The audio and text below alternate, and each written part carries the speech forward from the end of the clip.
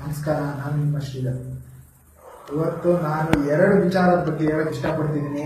ಒಂದು, JDS ಕಾರ್ಯಕರ್ತರ ಕೊಲೆ, ಮತ್ತೊಂದು ನದಿ ನೀರು ಹಂಚಿಕೆ. ಇದೆರಡರ ಬಗ್ಗೆ ನಾನು ಈಗ ಮಾತಾಡಕ್ಕೆ ಇಷ್ಟಪಡ್ತೀನಿ ಸ್ನೇಹಿತರೆ. ಮೊದಲನೇದಾಗಿ, ಕಳೆದ 15ರಿಂದ 20 ದಿನಗಳಲ್ಲಿ 4 ಮಂಡ್ಯದಲ್ಲೇ 4 JDS ಕಾರ್ಯಕರ್ತರ ಕೊಲೆ ಆಗಿದೆ. ಗೃಹ ಇಲಾಖೆ ಏನ್ ಮಾಡ್ತಿದೆ? ಗೃಹ ಇಲಾಖೆ ಕೈ ಕಟ್ಕೊಳ್ತಿದ್ಯಾ ಅಂತ ನಾನು ಈ ಸಂದರ್ಭದಲ್ಲಿ ಶ್ರೀಯುತ ಡಾಕ್ಟರ್ ಜಿ ಪರಮೇಶ್ವರ್ ಅವರಿಗೆ ಕೇಳಕ್ ಇಷ್ಟಪಡ್ತೀನಿ.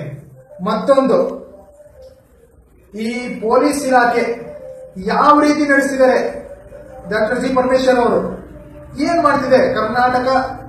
ಕರ್ನಾಟಕದ ಗೃಹ ಇಲಾಖೆ, ಇದು ಒಂದು ಪಾಯಿಂಟ್ ಆದ್ರೆ, ಇನ್ನೊಂದು ದೃಷ್ಟಿಕೋನದಲ್ಲಿ ಯೋಚನೆ ಮಾಡೋದಾದ್ರೆ, ಸೆಂಟ್ರಲ್ ಗವರ್ಮೆಂಟ್, ಕೇಂದ್ರ ಸರ್ಕಾರ ಇವತ್ತು ಕರ್ನಾಟಕ ರಾಜ್ಯದ ಬಗ್ಗೆ ಮಲತಾಯಿ ಧೋರಣೆ ತಾಳ್ತಿದೆ.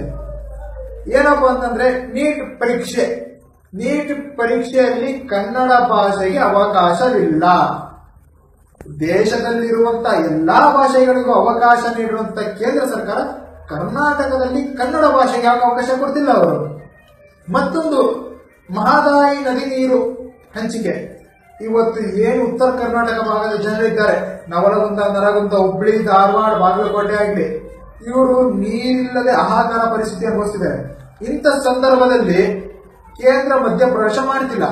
ಅದೇ ಮೊನ್ನೆ ರ್ಯಾಲಿಯಲ್ಲಿ ಯಡಿಯೂರಪ್ಪ ಅವರು ಹೇಳ್ತಾರೆ, ನಾನು ಅಧಿಕಾರಕ್ಕೆ 24 ಗಂಟೆಯೊಳಗೆ ಮಹದಾಯಿ ನದಿ ನೀರನ್ನು ಸಮಸ್ಯೆಯನ್ನು ಪರಿಹರಿಸ್ತೀನಿ ಅಂತ. ಯಾಕೆ ಸ್ವಾಮಿ? ರಾಜ್ಯದಿಂದ 18 ಸಂಸದರಿಗೆ ಏನಕ್ಕೆ ಆಯ್ಕೆ ಮಾಡಿ ಕಳಿಸಿರೋದು ನಾವು? ಅದರಲ್ಲಿ ನಿಮ್ಮ ಪುತ್ರ BY ರಾಘವೇಂದ್ರ ಒಬ್ಬ ಇದೆ, ನೀವು ಒಬ್ರು ಇದ್ದೀರಾ, ಯಡಿಯೂರಪ್ಪನೂ ಸಹ ಒಬ್ರು. ಏನು ಪ್ರಯೋಜನ ಏನ್ ಬಂತಿದ್ರಿಂದ? ಏನಕ್ಕೆ ನೀವು MP ಆಗಿದ್ದೀರಾ? ಅಧಿಕಾರಕ್ಕೆ ಬರ್ಬೇಕಾ ನೀವು? ಮಹದಾಯಿ ನದಿ ನೀರು ಬಗೆಹರಿಸಕ್ಕೆ ನಿಮ್ ಕೈ ಇಲ್ಲ ಅಂದ್ರೆ ಆಗಲ್ವಾ? ಅಧಿಕಾರಕ್ಕೆ ಬಂದೇ ಎಲ್ಲ ಮಾಡ್ಬೇಕಾ? ಅದೇ ಕಾವೇರಿ ನದಿ ನೀರ್ನ ರಾಜ್ಯದಲ್ಲಿ JDS ಸರ್ಕಾರ ಇಲ್ಲ ಅಂದ್ರೂ ಸಹ ರೈತರ ಆತ್ಮಹತ್ಯೆ ಮಾಡ್ಕೊತಿದ್ದಾರೆ. ಇದೆಲ್ಲ ಆದಾಗ ಶ್ರೀಯುತ ಮಾಜಿ ಪ್ರಧಾನಿ HD ದೇವೇಗೌಡರವರು ಉಪವಾಸ ಸತ್ಯಾಗ್ರಹ ಕೂತಾಗ ಕಾವೇರಿ ನದಿ ನೀರು ಅಲ್ಪ ಪ್ರಮಾಣದಲ್ಲಿ ಬಗೆಹರಿತಂದ್ರೆ ಪೂರ್ತಿ ಬಗೆಹರಿದಿಲ್ಲ.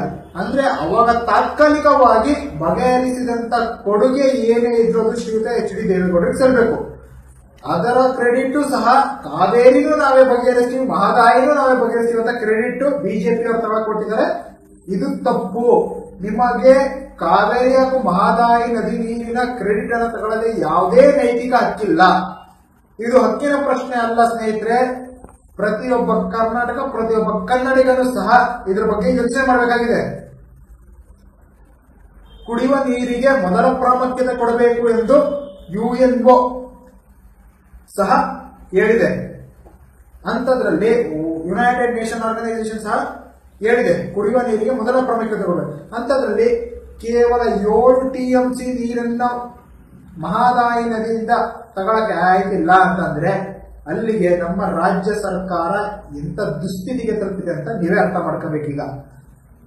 ಮತ್ತಿನ್ನೊಂದೇನಂದ್ರೆ, ಶ್ರೀಯುತ HD ಕುಮಾರಸ್ವಾಮಿ ಅವರು ತಮ್ಮ ವೈಯಕ್ತಿಕ ದೇಣಿಗೆ ಮೂಲಕ ಹಲವಾರು ಜನರಿಗೆ ಉಪಯೋಗ ಮಾಡಿದ್ದಾರೆ. ಒಂದು, ತಮ್ಮ ಪುತ್ರನ ಜಾಗ್ವಾರ್ ಸಿನಿಮಾದ ಆಡಿಯೋ ಲಾಂಚ್ ಸಮಾರಂಭದಲ್ಲಿರ್ಬೋದು, ಸುಮಾರು 50ರಿಂದ 75 ಕುಟುಂಬಗಳಿಗೆ ತಲಾ 50ರಿಂದ 1 ಲಕ್ಷವರೆಗೆ ಚೆಕ್ ಅನ್ನು ವಿತರಿಸಿದ್ದಾರೆ. ಇದನ್ನೇ ಯಡಿಯೂರಪ್ಪ ಆಗ್ಲಿ ಸಿದ್ದರಾಮಯ್ಯ ಆಗ್ಲಿ ಯಾರು ವಿತರಿಸಿಲ್ಲ. ಮತ್ತಿನ್ನೊಂದೇನಂದ್ರೆ, ಶ್ರೀಯುತ HD ಕುಮಾರಸ್ವಾಮಿ ಅವರು ವೈಯಕ್ತಿಕವಾಗಿ ಮಾಡಿರುವಂತಹ ಸಹಾಯವನ್ನ ಇಡೀ ಕಾಂಗ್ರೆಸ್ ಅಥವಾ ಬಿಜೆಪಿ ಪಕ್ಷದವರು ಮಾಡಿಲ್ಲ. ಇದನ್ನ ಈ ಟೈಮಲ್ಲಿ ಸ್ಪಷ್ಟವಾಗಿ ಹೇಳ್ತೀನಿ. ಅದಕ್ಕೋಸ್ಕರ ರಾಜ್ಯದಲ್ಲಿ ಪ್ರಾದೇಶಿಕ ಪಕ್ಷವನ್ನು ತನ್ನಿ. ಕೇರಳ ಇರ್ಬೋದು, ತಮಿಳುನಾಡು ಇರ್ಬೋದು, ಆಂಧ್ರ ಪ್ರದೇಶ ಇರ್ಬೋದು, ಸೌತ್ ಇಂಡಿಯಾ ಅಂತ ಏನಿದೆ ಅಥವಾ ನಾರ್ತ್ ಇಂಡಿಯಾನೇ ತಗೊಳ್ಳಿ, ಸುಮಾರು ಬಿಜೆಪಿಗಿಂತ ಅಧಿಕ ಅಧಿಕಾರದಲ್ಲಿರುವಂತ ಪಕ್ಷಗಳು ಪ್ರಾದೇಶಿಕ ಪಕ್ಷಗಳು. ಪ್ರಾದೇಶಿಕ ಪಕ್ಷ ಇದ್ದಲ್ಲಿ ಕೆಲಸ ಆಗುತ್ತೆ ಹೊರತು ಯಾವುದೇ ರೀತಿಯ ಕೇಂದ್ರ ಪಕ್ಷಗಳಿದ್ದಲ್ಲಿ ಅಲ್ಲಿ ಕೆಲಸ ಆಗಲ್ಲ. ಮತ್ತೊಂದು, ಎಲ್ಲ ಯುವಕರಲ್ಲೂ ನಾನು ವಿನಂತಿ ಮಾಡೋದೇನಂತಂದ್ರೆ, ಎಲ್ಲ ಯುವಕರು ಸಹ ದಯವಿಟ್ಟು ನ್ಯೂಸ್ ಚಾನೆಲ್ಗಳನ್ನು ವೀಕ್ಷಣೆ ಮಾಡಿ. ಇವತ್ತು ವಿಜಯ ಕರ್ನಾಟಕದವರು ಒಂದು ಸ್ಟೇಟ್ಮೆಂಟ್ ಕೊಟ್ಟರು. ಜನಪ್ರತಿನಿಧಿ ಅಂದ್ರೆ ಜನಪ್ರಿಯ ನಾಯಕ 2ನೇ ಸ್ಥಾನದಲ್ಲಿ ಶ್ರೀಯುತ ಎಚ್ ಡಿ ಕುಮಾರಸ್ವಾಮಿ ಅವರಿದ್ದಾರೆ. 1ನೇ ಸ್ಥಾನದಲ್ಲಿ ಶ್ರೀಯುತ BS ಯಡಿಯೂರಪ್ಪನವರಿದ್ದಾರೆ. ಯಾವುದೇ ರೀತಿಯ, ನಾನು ಎಲ್ಲರಲ್ಲೂ ಹೇಳಕ್ಕೆ ಇಷ್ಟಪಡ್ತೀನಿ, ಯಾವುದೇ ರೀತಿಯ ಜಾತಿ ಮೇಲೆ ಲೆಕ್ಕಾಚಾರ ಹಾಕಕ್ಕೆ ಹೋಗ್ಬೇಡಿ. ತಮ್ಮ ತಮ್ಮ ಜನ ಯಾರು ಜನಪರ ಇದ್ದಾರೆ, ಜನರೊಂದಿಗೆ ಬೆರೆತಿದ್ದಾರೆ, ಅಧಿಕಾರ ಇದ್ದಾಗಲೂ ಸಹ ಅಧಿಕಾರ ಇಲ್ಲದಿದ್ದಾಗಲೂ ಸಹ ಯಾರು ಜನರೊಂದಿಗಿರುತ್ತಾರೋ ಅವರಿಗೆ ದಯವಿಟ್ಟು ಮತ ಚಲಾಯಿಸಿ ಹಾಗೂ ಪ್ರಾದೇಶಿಕ ಪಕ್ಷವನ್ನು ಅಧಿಕಾರಕ್ಕೆ ತನ್ನಿ ಅಂತ ನಾನು ಮಾತನಾಡ್ತಿದ್ದೀನಿ. ಹಾಗೂ ನರೇಂದ್ರ ಮೋದಿ ಅವರು ಕಳೆದ ಡಿಸೆಂಬರ್ 31ರಂದು ಒಂದು ದೇಶವನ್ನುದ್ದೇಶಿಸಿ ಭಾಷಣ ಮಾಡಿದ್ರು. ಏನ್ ಹೇಳಿದ್ರು ಅಂದ್ರೆ 60 ದಿನಗಳ ರೈತರ ಆಯ್ದ ಬಡ್ಡಿಯನ್ನ ಮನ್ನಾ ಮಾಡ್ತೀವಿ. ಅದು ಸಾಲಲ್ಲ, ಆಯ್ದ ಕೃಷಿಗಳ ಬಡ್ಡಿಯನ್ನ ಮನ್ನಾ ಮಾಡ್ತೀವಿ ಅಂತ ಅಂದ್ರು. ಅದನ್ನೇ ಶ್ರೀಯುತ ಎಚ್ ಡಿ ಕುಮಾರಸ್ವಾಮಿ ಅವರು ಅಧಿಕಾರಕ್ಕೆ 24 ಗಂಟೆಯೊಳಗೆ ಪ್ರತಿಯೊಬ್ಬ ರಾಜ್ಯದ ಪ್ರತಿಯೊಬ್ಬ